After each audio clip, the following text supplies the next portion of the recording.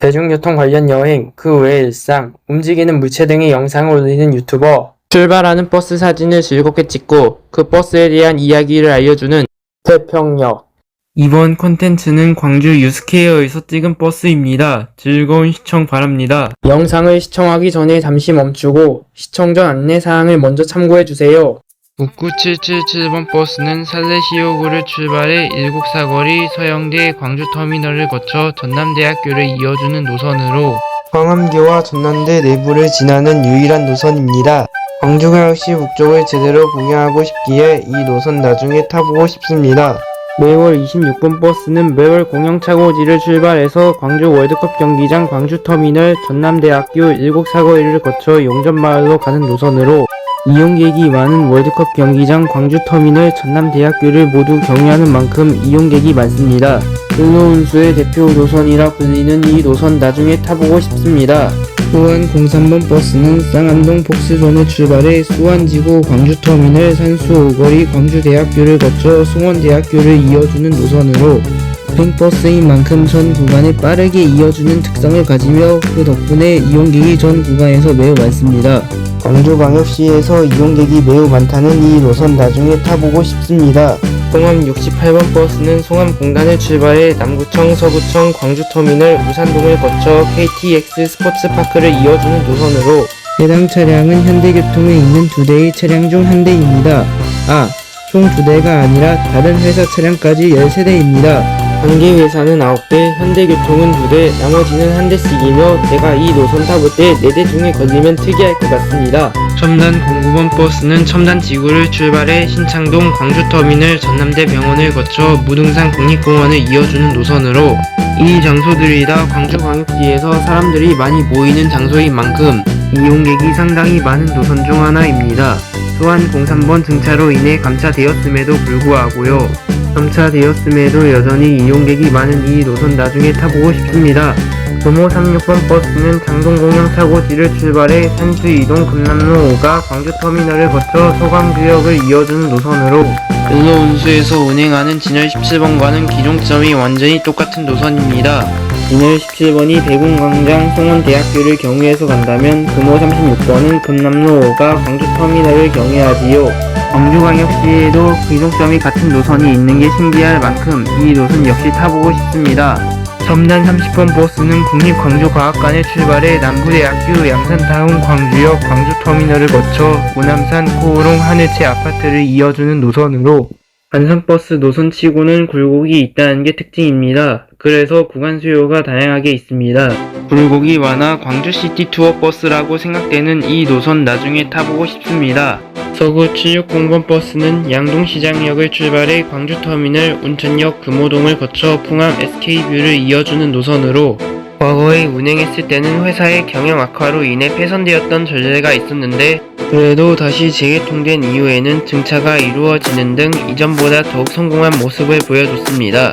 과거의 아픔을 이겨내고 더 성장한 이 노선 나중에 타보고 싶습니다. 또한 03번의 노선도를 보면 S자 모형의 형태를 띠는 것을 알 수 있는데요.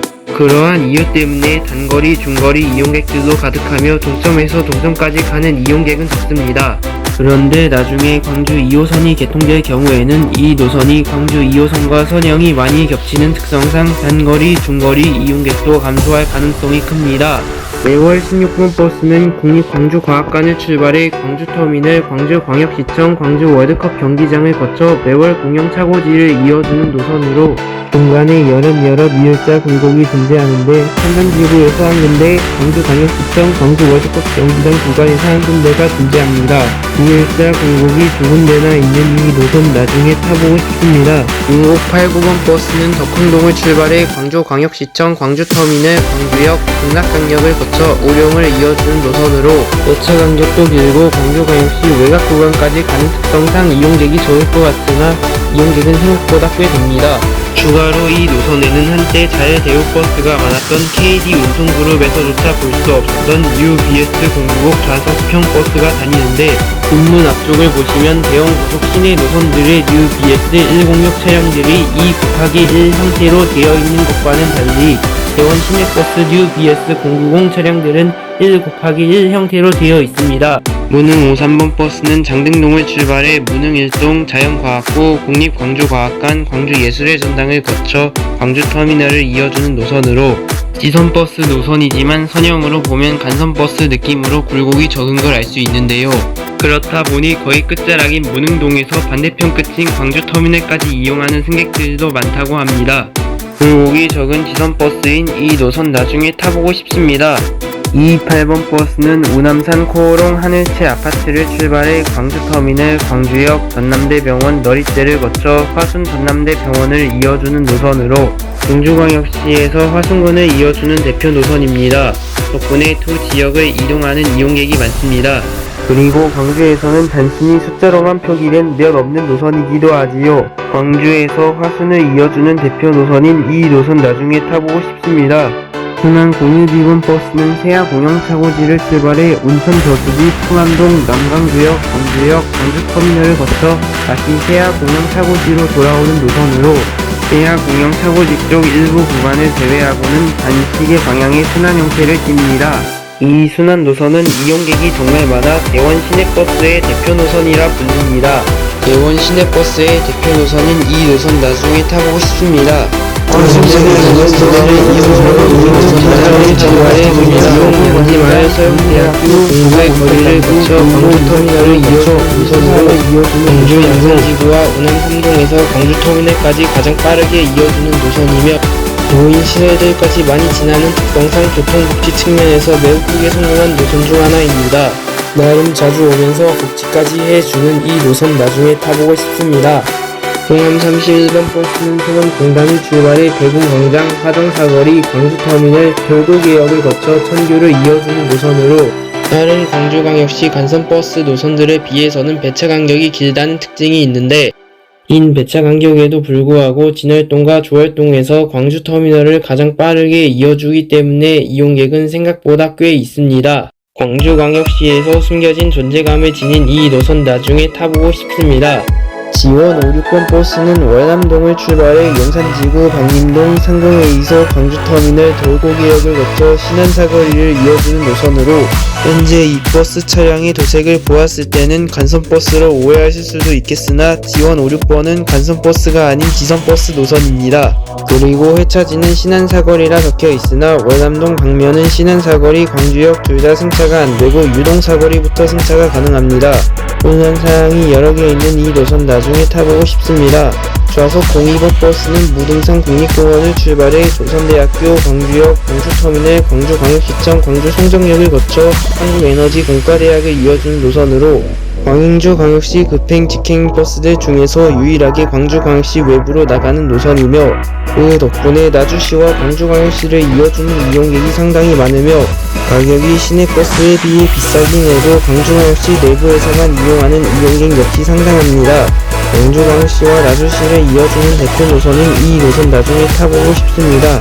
518번 버스는 효령 노인복지타운을 출발해 영락공원, 국립518 민주묘지, 북구청, 광주역, 광주터미널을 거쳐 상무지구를 이어주는 노선으로 버스 번호는 518 민주화 운동에 맞춰서 나온 만큼 518 민주화 운동과 관련된 장소들을 많이 통과합니다. 덕분에 관광철이 되면 이 버스로 이용객들이 많이 몰리는 상황이 발생합니다. 518 민주화에 대해 생각하면서 이 노선 나중에 타보고 싶습니다. 매월 26번 버스는 광주터미널을 중심으로 남북으로 빠르게 이어지는 노선입니다. 그렇다 보니 광주터미널을 중심으로 이용객이 나누어지는 현상 역시 발생합니다. 217번 버스는 사평터미널을 출발해 구봉산, 화순 전남대병원, 남광주역, 월산동, 광주터미널을 거쳐 화순교통차고지를 이어주는 노선으로 광주광역시 면허의 228번과 마찬가지로 화순군에서 광주광역시를 이어주는 노선입니다. 28번이 출근 시간대에만 사평면으로 간다면 이 노선은 항상 사평면까지 운행합니다. 광주에서 화순을 이어주는 또 다른 노선인 이 노선 나중에 타보고 싶습니다.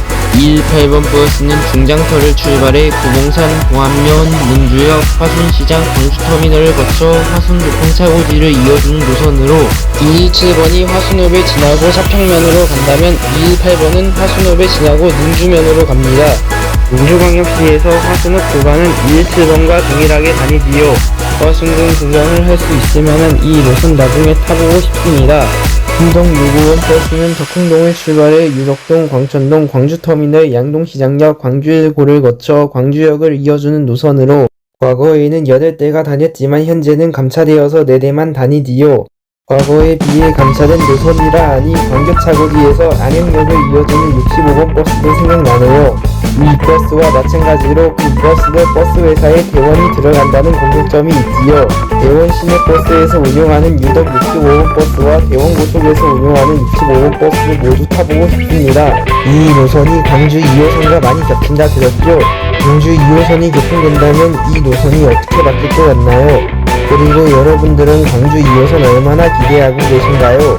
저는 광주에 새로운 지하철이 생기는 만큼 기대가 매우 크며 나중에 얼른 타러 가보고 싶습니다. 항무 64번 버스는 세아동을 출발해 김대중 컨벤션센터, 광주광역시청, 광주터미널, 전남대학교를 거쳐 비엔날레 전시관을 이어주는 노선으로 성지구 전남대 구간에서 다른 노선들을 주워먹는 이용객이 많습니다. 다른 노선 이용객 주워먹기가 쏠쏠한 이 노선 나중에 타보고 싶습니다.